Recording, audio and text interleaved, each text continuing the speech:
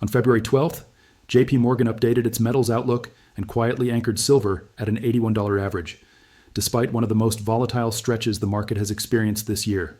Not during calm conditions, not during stable macro signals, during margin hikes, sharp reversals, industrial demand adjustments, and growing uncertainty across global markets. That detail matters, because banks do not publish price projections casually.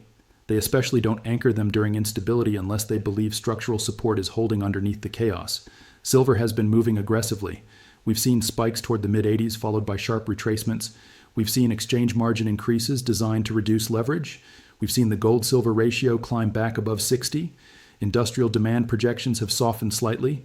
And yet, through all of that, JPMorgan did not slash expectations. They did not project collapse. They maintained an $81 average. That forces a serious question.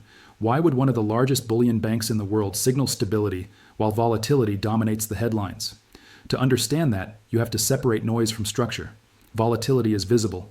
Structure is quieter. Silver sits in a unique position within the commodity universe. It is both a monetary hedge and an industrial input.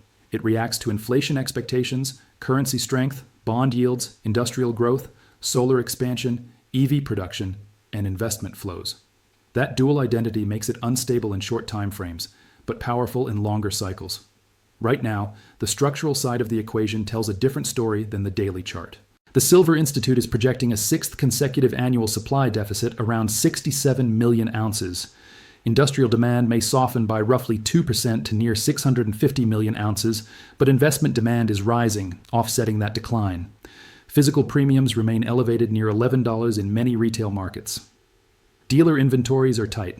Delivery interest on major exchanges has remained firm. These are not characteristics of a collapsing market.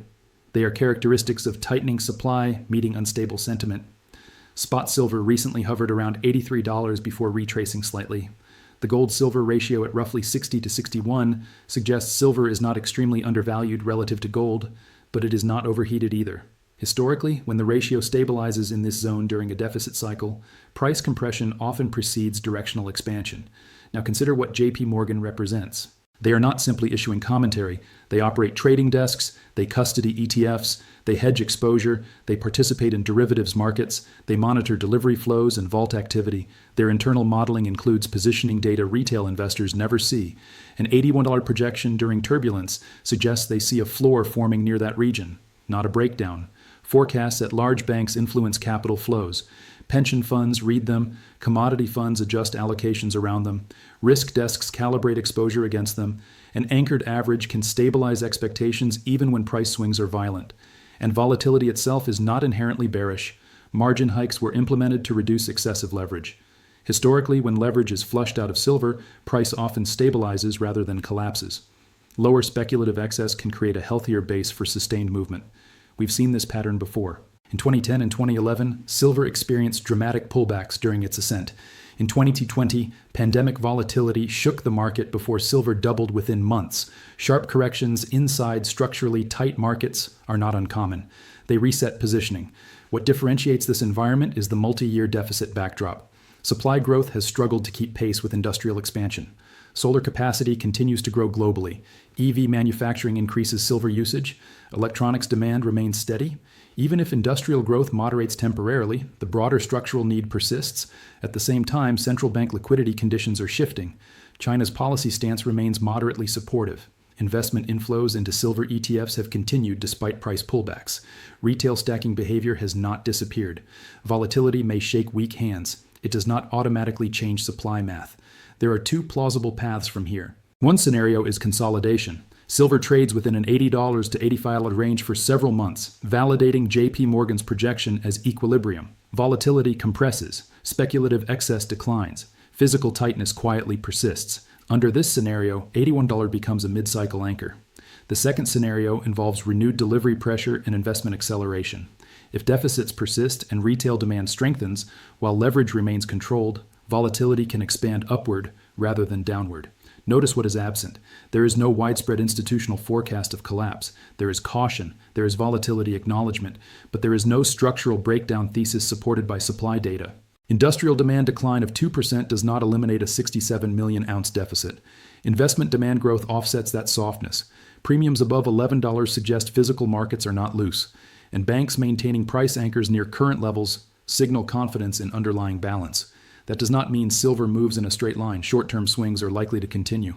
Dollar strength can pressure price, bond yields can influence momentum, risk-off events can cause temporary liquidation, but structural cycles are not determined by daily candles.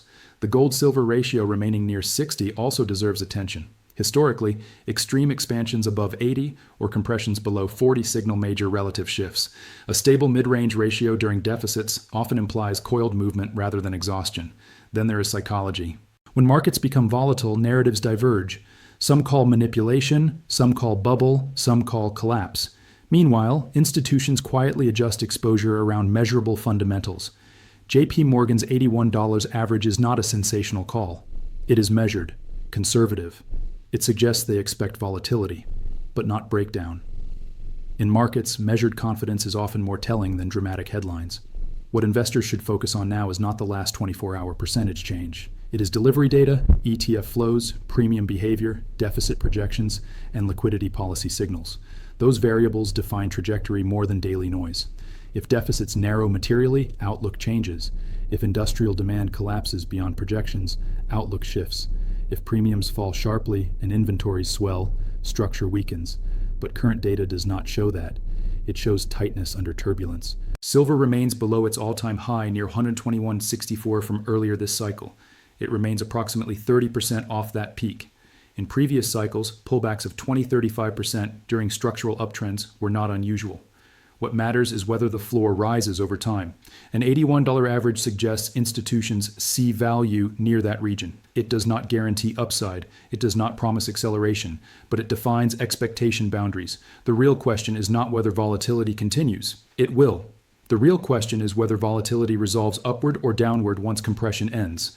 Structural deficits, controlled leverage, steady investment flows, and institutional anchoring lean toward resilience rather than collapse. Silver is not calm, but it is not broken, and when volatility meets structural tightness, price does not disappear. It eventually chooses direction. For now, JPMorgan's projection suggests they believe that direction still has a floor. The next move will not be decided by headlines, it will be decided by supply math, and right now, that math remains tight.